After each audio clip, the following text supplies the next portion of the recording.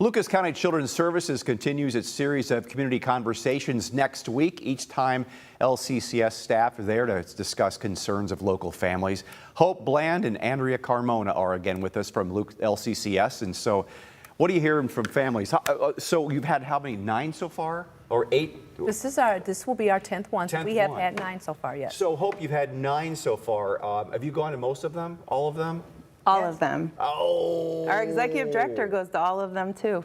You know, that dialogue's good, though. It's good to have that relationship with the community. People come there, they have everyone's best interest at heart, and they sit down with you guys and exchange ideas. What have you learned throughout this process? Well, I will say that one of the most important things that we've learned is that families and community, including community partners, are really eager to learn more about what is the function of Child Protective Services. Other than just going into homes and working with families and possibly even having to remove families or remove children, they're learning now that we offer so much more. We are offering so much more in terms of resources and support to families, and our primary goal is really keeping families intact. Andrea, I think, now again, full disclosure, my wife worked for LCCS, has been retired a few years now, but like the impression by a lot of people is wrongly that one phone call and you're gonna come and take their kids away. There's a long process. Go through the process of how it all takes. It takes a lot of steps to make sure we're all in the same boat here with what is best for the kid. Yeah, so when a community citizen reports a concern for a child, the call comes in and there's a group of staff that screen that call, and if that deems that it needs to get investigated, then they will assign that to a caseworker. A caseworker will come out, investigate, and just make sure, is the child safe at home? Does the family need support?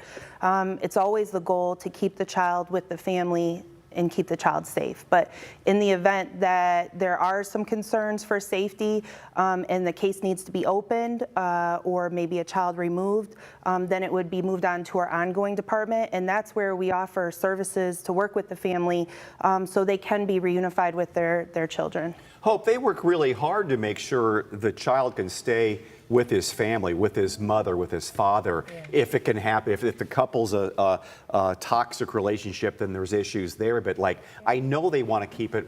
It's best for the child to still be with his mom and dad. Yeah, it's absolutely best for the child to stay within their community. So if a child cannot, for whatever the reason may be, and there's various reasons that a child cannot stay in the home, the agency also looks to the next kin. So that may be any kind of relative that's available.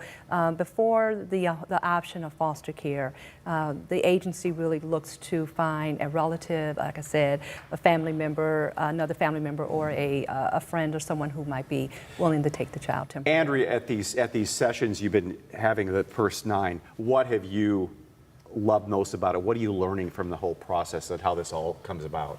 I think that one of the things that I love the most is when the community comes and they share their concerns or they have questions. It isn't just concerns. We talk about what can we do better and how can we best serve the community. And so then we have conversations about, well, what's needed? How can we better serve the community? Because that's what we're here to do. And there's been so many great things that have come from our conversations, and I think that's what I am most proud of, for sure. And Hope, when you get with the public, get that dialogue going. I think in our business, in news business, we occasionally have introspective sessions with each other and with our viewers too, obviously, but getting reaction from people and just think about why we do what we do and what's the benefit of doing this and how can we do a better job. And is it the same way with you probably? Absolutely. We also, I mean, it's not always where people are wanting to hear something. I mean, they're not always sure of some of the questions to ask, and so we're providing a lot of information during these sessions that really help educate the community. But we also have a lot of partners who come from the community, and they are also very curious about what we do. And it's interesting to know that they don't know what we do, but we're also trying to make sure that we are connecting this community together to bring to help our partners understand their role in helping to provide these wraparound services for families as I well. want to remind everybody, here's the graph. LaGrange Branch Library, 5 to 7, that's on Monday. So if you're available to come on down there, there's no good reason that you can't go. It's just fulfilling. You have questions about LCCS, they're there to answer them and get a good dialogue going. Hope, Yep. Andrea, thanks so much for coming in today. Thank you. Thank you so much.